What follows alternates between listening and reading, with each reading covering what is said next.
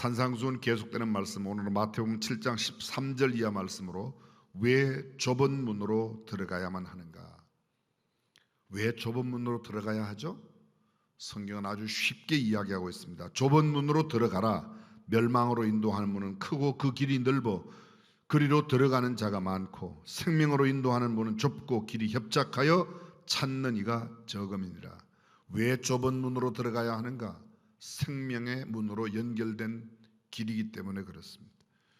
멸망으로 인도하는 문은 그 길이 넓어 그리로 들어가는 자가 많습니다. 한국 사람들 큰 것 좋아하죠. 그래서 문을 만들어도 대문이라고 그래요. 동대문, 서대문, 남대문. 달이 놓아도 한강대교회, 잠실대교회, 천호대교회, 성수대교회, 그냥 교가 아니고 꼭 대자 들어갑니다. 근데 성경은 꼭 큰 것 이야기하지 않고 좁은 길, 좁은 문 이야기하고 있습니다. 어쩌면 작은 것이 아름다운지도 모르겠습니다. 큰 것을 반대하는 것은 아니지만 적어도 좁은 길에 좁은 문이 생명의 길이라고 오늘 성경은 이야기하고 있습니다. 15절 이하에 보면 거짓 선지자들을 삼가하라. 양의 옷을 입고 너희에게 나오나 속에는 노략질하는 일이라. 이야기가 나옵니다. 그 말씀의 결론이 뭔가 하면 그들의 열매로 그들을 알게 된다라는 말씀으로 이야기하고 있습니다. 거짓 선지자와 참 선지자의 구분이 무엇인가? 열매가 이야기한다고 이야기하는 거죠. 인생은 분기점에서 결정된다는 말이 있습니다. 다른 말로 말하면 인생은 선택이 결정하는 겁니다. 어떤 기로에 있을 때, 어떤 생의 기로에 있을 때 선택이 결정하는 겁니다. 어떤 인생도 스스로 결정하여 태어나고 또 살고 있는 것은 아닙니다.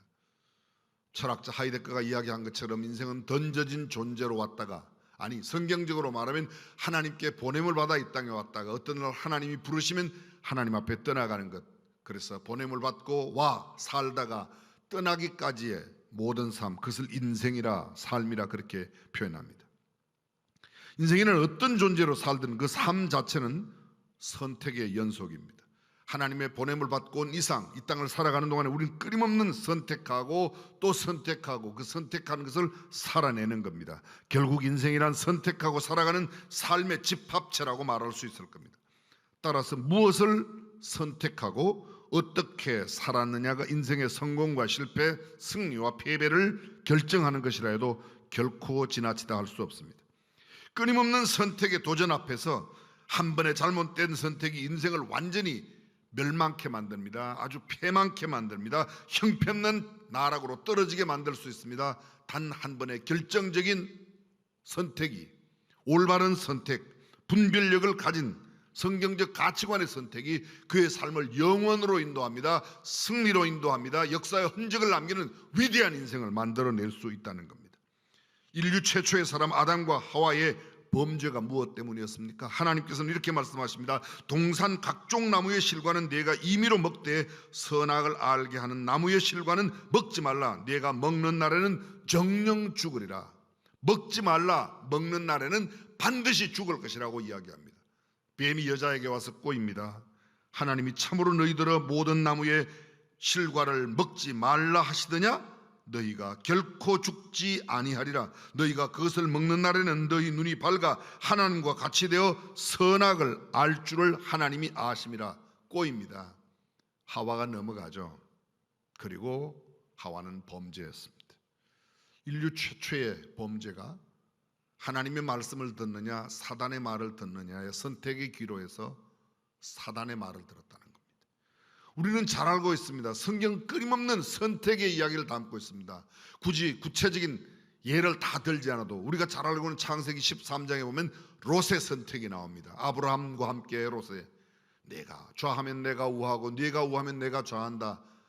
롯이 눈을 들어 요단 동편을 보니까 소돔과 고모라가 멸망하기 전 죄악이 가능한 도시였음에도 그는 눈에 들어오는 푸른 풀밭과 물을 보았던 겁니다. 그리고 그것을 선택하죠. 그러나 아브라함은 그렇게 하지 않았습니다. 우리가 모세의 선택을 잘 알고 있습니다.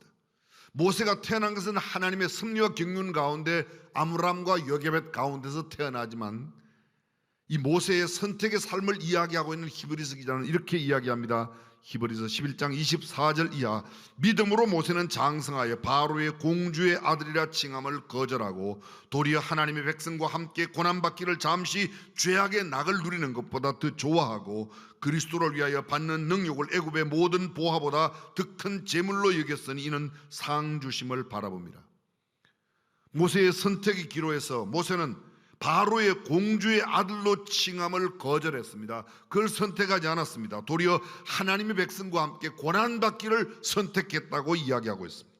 잠시 죄악의 낙을 누리는 것보다 애굽의 모든 보화보다도 더 그리스도를 위하여 받는 능력을 귀하게 여겼습니다. 선택했다는 겁니다. 눈에 보이는 것, 내 육신에게 좋은 것, 내 입을 즐겁게 하는 것, 내 삶을 기쁘고 즐겁게 만드는 것, 그것이 아니라 내 영혼에 유익한 것을 선택했다는 겁니다. 모세가 마지막 하나님의 부르심을 받기 전 이스라엘 백성들에게 하는 설교의 한 토막, 이런 내용이 나옵니다. 신명기 30장 15절 이하에 보면, 보라, 내가 오늘날 생명과 복과 사망과 화를 내 앞에 두었나니, 19절 마무리 짓는 19절 이러면, 내가 오늘날 천지를 불러서 너희에게 증거를 삼노라. 내가 생명과 사망과 복과 저주를 내 앞에 두었은즉 너와 네 자손이 살기 위하여 생명을 택하고, 이렇게 말하고 있습니다. 생명과 사망, 복과 저주가 있는데 너희는 생명을 선택하라, 복을 선택하라고 이야기하고 있습니다. 모세의 뒤를 이은 여호수아, 이스라엘 백성들을 인도하여 냅니다. 가나안 땅에 그들이 드디어 정착하게 되며 마지막 남기는 여호수아의 설교, 우리가 너무도 잘 알고 있는 여호수아 24장 14절 15절, 그러므로 이제는 여호와를 경외하며 성실과 진정으로 그를 섬길 것이라. 너희의 열조가 강 저편과 애굽에서 섬기던 신들을 제하여 버리고 여호와만 섬기라. 만일 여호와를 섬기는 것이 너희에게 좋지 않게 보이거든 너희 열조가 강 저편에서 섬기던 신이든지 혹 너희의 거하는 땅 아모리 사람의 신이든지 너희 섬길 자를 오늘날 택하라. 오직 나와 내 집은 여호와를 섬기겠노라. 선택을 촉구하고 있습니다. 너희가 강 저편 애굽 땅에서 섬기던 애굽의 신들을 섬기든지 아모리 신을 섬기든지 아니면 여호와를 섬기든지 택하라. 나와 나의 집은 여호와만 섬기겠다고 그렇습니다. 우리는 선택해야 합니다. 예레미야 선지자를 통해서 주시는 말씀, 예레미야 21장 8절입니다. 너는 또 이 백성에게 여호와께서 이같이 말씀하신다 하라. 보라, 내가 너희 앞에 생명의 길과 사망의 길을 두노니, 그 다음 읽지 않겠습니다. 생명의 길과 사망의 길을 두노니 너희는 어디요? 생명의 길을 택하라. 인류의 모든 사람들 앞에 생명의 길, 사망의 길이 있습니다. 근데 생명의 길을 선택하는 사람이 있는가 하면 여전히 생명의 길을 알지 못한 채 사망의 길을 걷고 있는 사람이 얼마나 많은지 모릅니다. 존 악스맨의 이런 말씀입니다. 이런 시가 있습니다. 모든 사람에게 열린다. 이 길과 저 길과 또 여러 길이, 높은 영혼은 높은 길을 밟고 낮은 영혼은 낮은 길을 찾고 안개가 자욱한 들판 속에서 나머지 사람들은 그 사이를 방황한다. 그러나 누구에게나 열린다. 한 높은 길과 낮은 길이. 그러면 각각 결단한다. 자기의 영혼의 갈 길을. 그렇습니다. 우리 인생 앞에 언제나 두 길이 있습니다. 생명의 길과 사망의 길이 있습니다. 높은 길이 있고 낮은 길이 있습니다.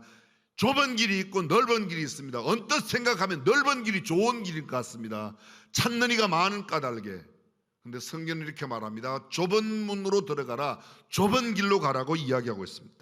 오늘 성경 예수님 말씀하세요. 예수님은 좁은 문으로 들어가라고 말씀하십니다. 생명으로 인도하는 문은 좁고 그 길이 협착하여 찾는 이가 적습니다. 찾는 이가 적은 길, 좁은 문의 길, 그 길이 생명의 길, 그 길은 협착합니다.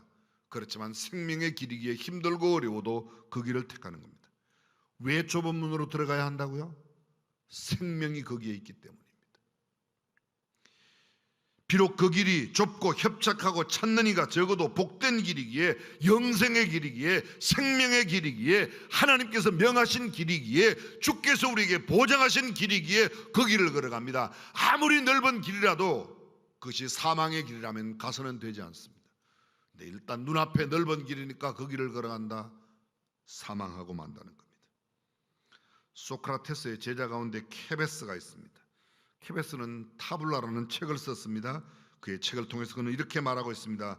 그대는 작은 문을 보는가? 그리고 그 문 앞에 인적이 드물고 여행하는 자가 적은 길을 보는가? 그것이 참 교훈으로 인도하는 길이라고 이야기하고 있습니다. 대부분의 넓은 길, 사람들이 많이 찾는 길, 그 길은 좋지 않습니다. 대조되고 있는 두 개의 길이 있습니다. 윌리엄 바클레이는 그의 성서 강해에서 이렇게 이야기하고 있습니다. 어려운 길이 있고 쉬운 길이 있다. 위대한 길은 결코 쉬운 길이 아니다. 위대한 길은 노력과 정성이 필요하다. 위대한 그 길은 힘들고 어렵고 때로는 위험이 도사리고 있다고 말합니다. 그럼에도 불구하고 그 길을 택해야 되는 이유가 생명의 길이 거기에 있기 때문이라고 말합니다. 헬라의 시인 헤시오도는 이렇게 말합니다. 사악은 쉽게 얼마든지 얻을 수 있다. 그 길은 평탄하고 바로 옆에 있다. 그러나 득행 앞에서는 불사의 신들도 고역을 치러야 한다. 무슨 뜻입니까? 쉬운 길, 그것이 사악한 길이고 그 길이 사망의 길이고 그 길은 바로 곁에 있다고 말합니다. 그러나 득행의 길, 그 길은 힘들고 어렵고 그 득행의 길을 가기 위해서는 고역을 치르지 않으면 불가능하다. 생명의 길은 대가를 지불해야 됩니다. 생명의 길은 힘들고 어렵고 고된 길입니다. 그럼에도 그 길을 걸어가야 합니다. 왜냐하면 생명이 그곳에 있기 때문입니다. 에피카무스는 이런 말을 했습니다. 하나님은 우리에게 모든 좋은 것의 대가로 힘든 노력을 요구한다. 반대로 말하면 힘든 노력 없이는, 좁은 길을 걸어가는 고통이 없이는, 아픔이 없이는, 괴로움이 없이는, 고독함이 없이는 결코 좋은 것, 생명의 길을 걸어갈 수 없다는 겁니다. 하인들이여 쉬운 것을 구해서는 안 된다. 그 결과로서는 어려움이 올지도 모르기 때문이다. 그렇습니다. 대부분의 많은 사람들이 어려운 길, 쉬운 길을 택하려고 합니다. 근데 쉬운 길을 택하면 힘든 어려움이 우리에게 찾아온다고 이야기하고 있습니다. 윌리엄 바클레이가 지금 계속해서 강조하고 있습니다. 그 길은 훈련의 길이다. 결코 방종의 길로는 생명을 이룰 수 없다고 이야기합니다. 훈련 없이 이루어지는 것은 없습니다. 오늘 성경 산상수훈의 마지막 부분입니다. 우리가 잘 알고 있습니다. 산상수훈 마태복음 5장부터 7장까지입니다. 근데 5장 1절에 보면 이 말씀을 누구에게, 예수께서 산에 올라가 앉으시니 제자들이 나온지라 입을 열어 가르쳐 가라사대 심령이 가는 자는 복이 있나니, 이 말씀을 누구에게요? 제자들에게 시작했습니다. 근데 여러분 마태복음 7장 산상수훈이 마지막 끝나는 장면 28절과 29절입니다. 예수께서 이 말씀을 마치심에 무리들이 그 가르치심에 놀래니. 자, 맨 먼저 이 말씀을 시작할 때 제자들에게 말씀을 시작했습니다. 그러면 맨 마지막 절 계속해서 제자들만 들었다면 이렇게 돼야 되는 겁니다. 예수께서 이 말씀을 마치심에 제자들이 그 가르치심에 놀래미. 근데 성경은 그렇게 말하지 않고 무리들이 그 가르치심에 놀리니, 처음에는 제자들을 향하여 말씀을 전했습니다. 수많은 무리들이 와서 이 말씀을 들었습니다. 그리고 그 무리들의 반응은 예수님의 가르치심에 놀래니 이는 그 가르치시는 것이 권세 있는 자와 같고 저희 서기관들과 같지 아니함일러라. 그렇습니다. 우리가 지금 살피고 있는 하나님 나라 시민의 삶, 시민의 걸어가야 할 길, 그 길은 단순한 제자들에게만 아니라 일반 무리들에게도, 오늘날로 말하면 아직 믿지 않는 사람들에게도 똑같이 이야기하고 있습니다. 제자들이 지켜야 할 삶의 원리, 그리고 아직 믿지 아니하는 사람들도 역시 좁은 길로 들어가야 구원 얻을 수 있다, 그런 말입니다. 산상수훈의 내용이 뭐였습니까? 우리가 맨 처음 마태복음 5장 1절부터 살폈던 것은 팔복이었습니다. 심령이 가난한 자가 복이 있다, 애통하는 자가 복이 있다, 핍박을 받는 자가 복이 있다. 세상적인 개념과는 정반대, 파라독스, 역설적인 것입니다. 애통하지 않아야, 맨날 기쁘고 즐거워야 복이 있다고, 그런데 성경은 그렇게 말하지 않습니다. 애통해야 복이 있다고 말합니다. 물질이 많아야, 넉넉해야, 부자로 살아야 복이 있다고 세상은 생각합니다. 성경은 그렇게 말하지 않습니다. 심령이 가난해야 복이 있다고 말합니다.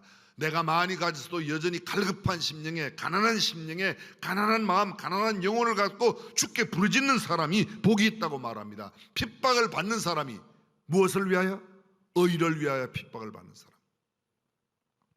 그들이 복이 있다고 말하고 있습니다. 그리고 천국 시민은 소금으로 빛으로 살아야 된다고, 내 자신의 희생, 내 자신을 태워 내 자신을 녹이며 썩어가는 것을 막아내고 어두운 세상에 빛으로 살아가는 삶, 그것이 그리스도인의 삶이라고 말합니다. 그들의 삶은 이 땅에서의 상을 위한 삶이 아니죠. 하늘의 상을 위하여 살아가는 사람이라고 이야기하고 있습니다. 그렇습니다. 티내지 말고 기도하고, 티내지 말고 금식하고, 티내지 말고 구제하라는 겁니다. 큰 거리 어귀에서가 아닙니다. 골방에서 기도하라고 말하고 있습니다. 은밀하게 보시는 하나님이 다 갚아주시니까 그렇게 은밀한 주님 앞에서 행하라고 말하고 있습니다. 구제할 때 떠들지 말라, 티내지 말라는 겁니다. 오늘날 너무 성경과는 배치된 삶을 살아가고 있는 교회 모습이 아닌가 생각합니다. 그리고 주께서 마지막 가르쳐 주신 이렇게 기도하라. 무엇을 위해서? 하나님을 위하여, 하나님의 영광과 하나님의 거룩한 이름을 위하여 기도하라고 이야기합니다. 그리고 최후로 너희의 육신의 양식을 위해서 기도하고 한 걸음 더 나아가 시험에 들지 않도록 너희의 마음과 영혼과 정신을 위하여 기도하라고 말하고 있습니다. 이것이 바로 차원 높은 기도입니다. 그렇습니다.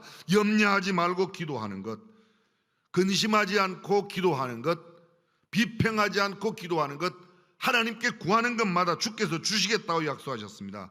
그리고 말합니다. 이웃에 대하여 비판하지 말고 칭찬하고 인정하고 격려해주고 감사하는 겁니다. 우리가 바로 지난 시간에 나눴던 말씀이 뭡니까? 황금률, 남에게 대접을 받고자 하는 대로 너희가 먼저 남을 대접하라고, 대접한 만큼 대접받게 되어 있다고, 대접한 대로 대접받게 되어 있으니까 그렇게 하라고 이야기하고 있습니다. 자, 이 말씀을 마치시고 마지막 하는 말씀이 오늘 본문이에요. 뭐예요? 실천하라는 겁니다. 그 실천의 구체적인 내용이 뭐예요? 좁은 길로 가라는 겁니다. 자, 좁은 길, 영생의 길이기 때문에 그렇다면 우리는 한 번쯤 짚어봐야 되는 중요한 물음이 있습니다. 도대체 좁은 길로 간다는 것은 무엇인가? 신앙생활은 좁은 길이라고 말할 수 있는데, 그럼 신앙생활의 좁은 길이 뭐예요? 자, 여쭤보겠습니다. 예수 믿는 거 쉬워요, 어려워요? 쉽죠. 믿는다는 거, 그냥 예수 믿습니다. 그런데 여러분, 성경은 그렇게 쉽게 설명하지 않습니다. 예수 믿는 것 자체가 그렇게 쉽지 않습니다. 착각하지 마십시오. 흔히 쉽게 이야기한다, 그러나 쉬운 게 아닙니다. 마가복음 1장 14절 말씀에 보면 예수님보다 6개월 먼저 오신 요한이 예수님의 길을 평탄케 하고 그의 첩경을 아름답게 만들기 위하여 왔다고 이야기합니다. 그리고 그 요한이 잡혀간 뒤 이야기입니다. 요한이 잡힌 후 예수께서 갈릴리에 오셔서 하나님의 복음을 전파하여 가라사대 때가 찼고 하나님의 나라가 가까웠으니 회개하고 복음을 믿어라. 뭐 하고요? 회개하고. 복음을 믿는다는 이야기만 들으면 굉장히 쉬운 것 같습니다. 그런데 한 번만 더 생각해 보십시오. 회개라는 것이 쉽지 않습니다. 언제부터인가 교회 내에 죄에 대한 이야기, 회개에 대한 이야기가 사라지기 시작했습니다. 복받으라는 이야기가 아멘을 많이 불러일으켰습니다. 회개하라는 말에는 별로 아멘이 나오지 않습니다. 그런데 성경은 이렇게 말합니다. 회개하고 복음을 믿어라. 복음을 믿는 전제 조건이 회개해야 된다는 겁니다. 회개 없이는 결코 믿음이 시작되지 않습니다. 회개 없는 믿음이 아닙니다. 회개해야 됩니다. 우리가 흔히 믿음에 대해 강조합니다. 믿는 것은 시인하는 것이다, 영접하는 것이다, 믿는 것은 맡기고 신뢰하고 의뢰하는 것이다. 다 좋은 이야기입니다. 나 예수님을 믿습니다. 예수님 내 마음에 들어오세요. 예수님 영접합니다. 예수님 좌정하세요. 예수님을 신뢰합니다. 의지합니다. 말 쉽습니다. 그런데 이것 앞에 전제되는 게 있습니다. 뭐를요? 회개하라. 뭘 회개하는 겁니까? 죄를 회개하는 거죠. 그럼 죄가 뭐죠? 성경은 죄에 대해서 여러 가지를 말하고 있지만 뭐 불의와 불법 여러 가지지만 요한복음 16장 9절의 죄에 대해서 이렇게 말합니다. 죄에 대하여라면 저희가 나를 믿지 아니하며 예수 그리스도를 믿지 않는 게 죄라는 겁니다. 예수 그리스도를 믿지 않고 살아가는 삶이 얼마나 잘못되는 삶인가를 철저히 깨닫고 뉘우치고 돌아서 예수 그리스도를 영접하는 그것이 없다면 믿음은 아직 출발하지 못한 겁니다. 수차 들었습니다. 너희가 10년 동안 예배당에 열심히 다니라. 내가 그리하면 너희에게 영생을 주리라. 그런 구절 없습니다. 회개하고 복음을 믿으면 구원받습니다. 오늘 이 순간이라도 예수 믿지 않았던 것이 주 앞에 죄인임을 깨닫고 주님 앞에 고백하고 자백하고 돌아오는 겁니다. 흔히 많은 사람들이 이렇게 생각합니다. 남의 것을 훔치면 죄라고 생각합니다. 거짓말하면 죄라고 생각합니다. 남의 돈을 떼먹으면 죄라고 생각합니다. 물론 그거 죄입니다. 그런데 성경의 가장 결정적인 죄는 예수 그리스도를 믿지 않는 것, 그것을 회개해야 돼요. 믿지 않음이 죄라고 성경은 해요. 오늘 우리는 정확하게 이야기, 당신이 예수를 믿지 않는 게 죄라고, 그 죄 때문에 천국에 들어가는 결정적인 기준이 뭐예요? 착하게 살았다, 의롭게 살았다, 구제함에 살았다, 나눔에 살았다? 다 아닙니다. 천국에 들어가는 결정적인 것 하나는 내가 예수 그리스도를 구주로 영접하고 내 살아있는 삶 동안에 얼마나 주님으로 인정하며 살았느냐가 결정하는 겁니다. 회개하는 것입니다. 그렇습니다. 그것이 바로 신앙의 출발입니다. 그래서 그 길은 쉽지 않습니다. 눈물로 통회하고 애통하는 심정으로 정말 주님을 알지 못하고 주님을 믿지 못하고 주님을 신뢰하지 않고 주님을 내 삶 속에 영접하지 않았다는 것이 얼마나 큰 죄인임을 깨닫는 것, 그것이 신앙의 출발입니다. 말씀으로 살아가고 기도하며 산다는 것 쉬운 일이 아닙니다. 우리가 하루에 24시간 살아가면서 기도를 많이 한다는 사람이라도 기도 얼마나 하죠? 밥 먹을 때 보통 얼마 기도해요? 한 2, 3분씩 기도해요? 얼마나 밥 먹을 때 기도가 짧은지 예수님의 이름으로 기도합니다. 그 소리 할 시간도 없이 눈 감았다 그냥 떠요. 눈 감았다. 그걸 기도한 줄로 생각하는 겁니다. 성경, 우리 부지런히 요사이 우리 교회 성경 통독 미니멈 5분은 더 있죠. 우리 교회 교직원들 방에 있습니다. 성경 매일 5분씩 읽고 올리자. 근데 한 번도 65명 모두가 다 한 번도 단 하루도 65명 다 5분 동안 읽은 적이 하루도 없어요. 이게 무슨 소리인지 알아들으신지 모르겠어요. 가장 많이 했던 때가 58명, 59명.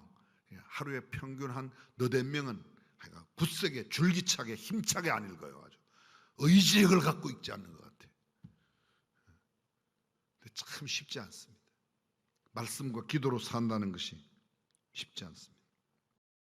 여러분이 잘 알고 성경 속에 우리가 이스라엘 백성들이 출애굽해서 가나안 땅 들어가기 전에 가데스 바네에 왔을 때 12명의 정탐꾼을 보냅니다. 10명들은 부정적으로 이야기했습니다. 여호수아와 갈렙만 긍정적으로 하나님의 말씀에 우리가 들어가면 우리가 능히 그 땅을 차지할 수 있다고, 저들은 우리의 밥이라 하나님께서 저들을 우리의 손에 붙였으니 우리가 올라가자고 하나님의 말씀을 의지합니다. 근데 그날 민주주의 했어요. 다수결했어요. 그래가지고 많은 백성들이 철회하며 하나님을 원망했습니다. 여호수아와 갈렙은 그날 무시당했습니다. 그러나 옳은 것은 여호수아와 갈렙이 옳았다는 것을 우리는 잘 알고 있습니다.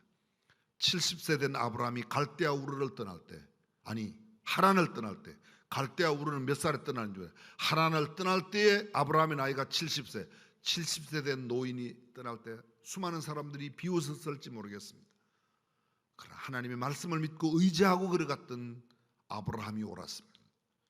노아가 방주를 만들 때 수많은 사람들이 비웃었을지 모릅니다. 더구나 산에서 만드는데. 그러나 사람들이 비웃는 것, 우리는 그것에 그렇게 귀를 기울일 필요가 없습니다. 하나만 더 예를 들까요? 갈멜산 꼭대기에서 엘리야와 바알과 아세라 목상을 섬기던 400명, 450명, 850명 영적인 전투가 벌어졌어요. 누가 옳았어요? 엘리야가 옳았어요. 많은 사람이 가는 길로 걸어가지만 예수님을 찾아온 부자 관원 이야기를 우리가 잘 알고 있습니다. 내가 어떻게 해야 영생을 얻겠습니까? 율법을 이야기합니다. 어려서부터 잘 지켰다. 내가 가지고 있는 것을 가난한 자들에게 주어라. 팔아서 주고 나를 좇아라. 그는 가진 것이 많아 근심함에 돌아갔다고 말합니다. 영생을 얻는 길이 쉬운 길이 아닙니다. 때로는 내가 가진 것을 포기해야 돼. 여러 사람들이 나를 비웃고 조롱해도 그 길을 택하는 것, 그것이 바로 우리의 길입니다. 사랑하는 중앙교회 성도 여러분, 우리가 남들이 비웃고 조롱해도 좁은 길을 걸어 주께 인정받고 영생을 누리는 복된 성도로 살아가시기를 주님의 이름으로 축원합니다.